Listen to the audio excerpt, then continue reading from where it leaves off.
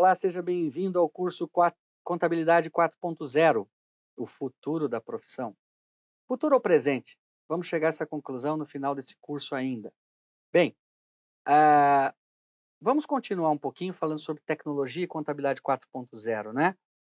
Então, nessa segunda parte da aula 3, nós vamos trazer aqui algumas ferramentas para vocês que podem auxiliá-los. Nós vamos falar sobre os benefícios, por exemplo, do uso do WhatsApp, do uso de softwares contábeis e de apoio. Vamos falar um pouco sobre os robôs e quais os impactos no papel do consultor contábil. WhatsApp. Você deve ficar incomodado com o WhatsApp, né? Porque hoje está difícil, tem muito grupo, muita gente se comunicando, não para de chegar mensagem o tempo todo. Mas tenta ficar um dia sem o WhatsApp. A sua vida vai ficar muito mais complicada. Até os mais resistentes em usar essa tecnologia já aderiram, né? Por quê? Porque hoje o WhatsApp consegue nos proporcionar uma comunicação rápida e eficaz com o cliente. Então vamos falar do WhatsApp, mas para o uso no cliente. Veja, escritórios contábeis normalmente têm contas de telefone alta, porque se comunicam com o cliente o tempo todo, muitas vezes ligam para consultorias tributárias e assim por diante. Você sabe quanto da sua conta você pode reduzir trocando por essa simples ferramenta do WhatsApp para se comunicar com o seu cliente? Além de ser rápido, eficiente, a informação clara e registrada, o que é importante, você reduz custos de ligações. Então, diversos escritórios contábeis estão utilizando essa ferramenta para os seus negócios. Então, essa é uma dica aí do que você pode usar. Softwares contábeis. Há diversos no mercado, nós não vamos citar marcas aqui, por questões comerciais e éticas, mas tem muito software hoje, né? Nós temos como escolher.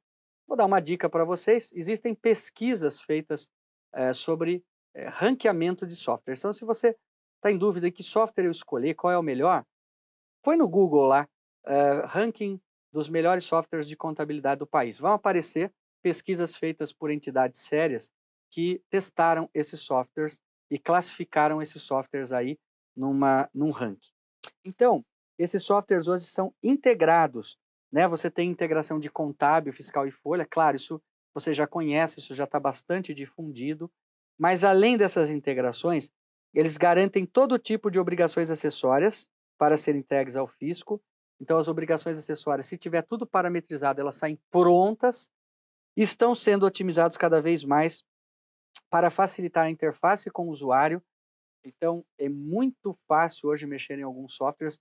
Vou citar aqui um exemplo rápido de um deles que eu usei recentemente e que levei um susto, porque antigamente você precisava tirar razão de uma conta, eu já não gosto muito de ficar vendo razão em tela, imprimia para fazer conciliação, alguma divergência, alguma diferença, e agora me surpreendi com um software que o razão vem na tela, e se você achou a diferença e quer mudar, você clica na tela de razão, na tela do relatório, ele abre para o lançamento, você acerta e salva. Quer dizer, veja, os softwares estão se preocupando em facilitar cada vez mais para que o usuário haja rápido, para que ele não perca tempo abrindo telas. Vou para uma tela, minimizo, vou para outra tela, minimizo. Não, nós vamos simplificar o teu trabalho. Essa função amigável, essa interface amigável dos softwares, ela já é uma pista para nós de como nós podemos ou precisamos otimizar o nosso tempo para atender o cliente. Digitação zero. Se você ainda tem digitação no seu escritório, corre, muda, sai disso, porque isso é perda de tempo. Já no Brasil nós temos muita perda de tempo, porque imagina que com o ambiente do SPED, por exemplo, quem compra com nota eletrônica, comprou de alguém que vendeu com nota eletrônica. Portanto, o fisco tem as notas eletrônicas. Se eu vendi para alguém, o fisco sabe que alguém comprou de mim e que eu vendi para alguém. Não precisaria nem fazer escrituração fiscal. Mas, como o fisco ainda tem dificuldades nessas transações e nessa otimização de softwares, nos obriga a fazer o livro fiscal de saída, o livro fiscal de entrada. É claro que também precisaria haver modificação na legislação, mas nós vamos chegar nesse cenário. Isso já é apregoado para o SPED desde 2006. Nós estamos em 2020. Então, esta mudança indica que no departamento fiscal, por exemplo, de uma organização, a função de escrituração vai desaparecer. Produzir DARF para cliente vai desaparecer. Vamos fazer aqui rapidamente um pensamento. Hoje, declaração de imposto de renda pessoa física. O que a Receita nos oferece? Na época da declaração, você pode entrar no site e baixar as informações. A Receita já te dá pré-preenchida a sua declaração e você confirma aqueles dados ou acrescenta dados. Isso vai acontecer com as empresas também.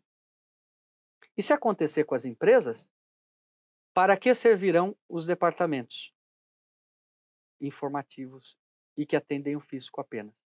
Para mais nada. Então, por isso é virada de chave.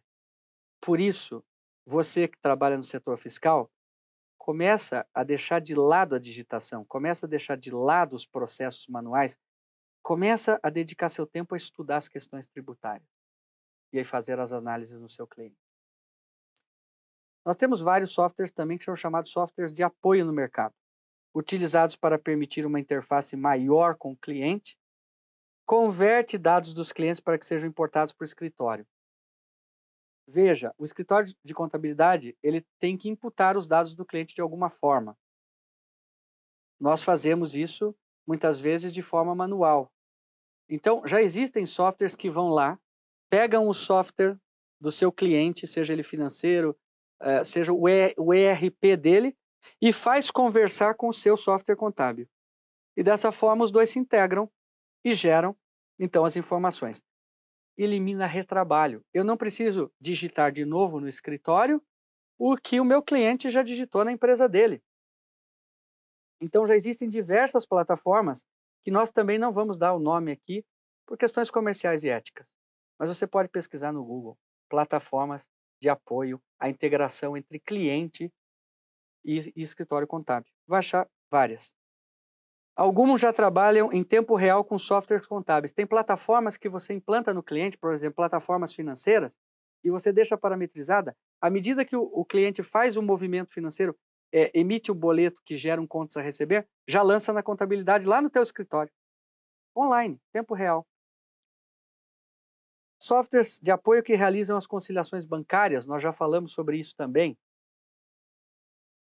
Outros que geram relatórios automáticos para os clientes, que são enviados de forma automática e podem ser visualizados em qualquer plataforma.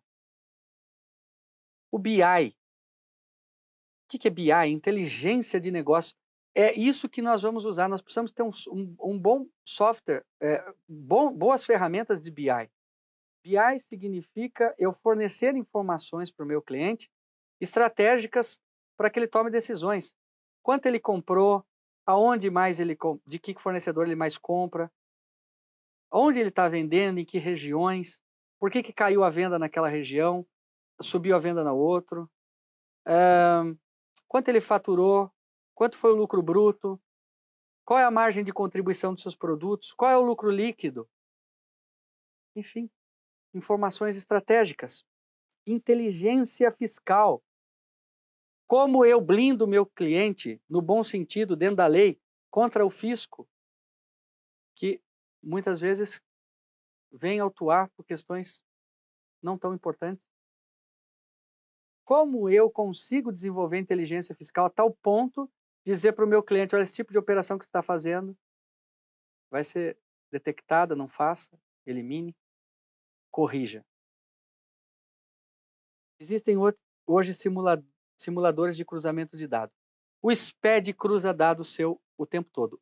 A Receita Federal tem um grande Big Data aí, um grande banco de dados sobre as empresas.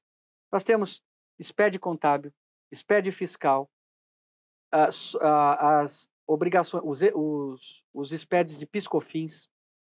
Nós temos informações das empresas quando compram imóveis, através da DOI, da pessoa física também. Enfim, o fisco tem tudo isso e cruza tudo isso. Essa inteligência fiscal já está implementada há muito tempo na Receita Federal. A Receita decide, age, demora mais para agir, age com um grupo, vai para outro grupo, existem questões econômicas, mas nós não podemos estar sujeitos a isso, nós temos que estar sujeitos, nós temos que mostrar para o nosso cliente, olha, você está correndo risco nesse tipo de operação. Olha, o cruzamento de dados não está batendo, e assim por diante. Então, é muito importante, são muito importantes esses simuladores de cruzamento de dados. Os robôs. Robôs são programas para executar de forma inteligente e sem erro as tarefas rotineiras. Imagine um ser humano fazendo sempre a mesma coisa. Fatalmente, uma hora ele erra. É da natureza humana. Imagine um robô fazendo sempre a mesma coisa, ele não vai errar. Executam diariamente e em pouco tempo tarefas que eram feitas por humanos. Vamos dar um exemplo bem simples aqui. Você precisa emitir certidões? Imagina você emitindo certidões do seu cliente. Você tem que entrar um por um na Receita Federal, coloca o CNPJ, coloca lá o código que aparece na tela, clica, processa. Sai a certidão ou não sai. Separa, põe o CNPJ, põe o código e assim por diante. Você tem 200 clientes e faz isso 200 vezes. E perde o dia inteiro fazendo isso. Imagina que tem um robô que você deixa lá, ele faz isso todo dia para você, sozinho, sem você precisar digitar nada. Isso é possível, já existe.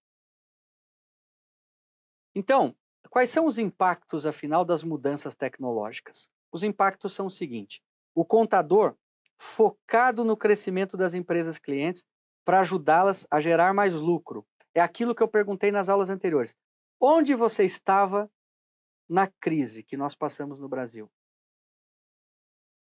Ah, nós estamos em crise.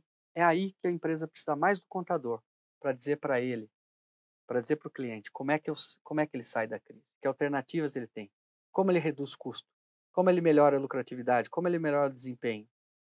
Então, se eu deixar de lado aquilo que eu faço manualmente, repetitivamente, e que perco tempo porque a tecnologia faz por mim, eu passo a focar em ajudar o meu cliente a crescer, a melhorar o seu ambiente de negócios e, consequentemente, eu o fidelizo. O contador passa a ser, então, um consultor.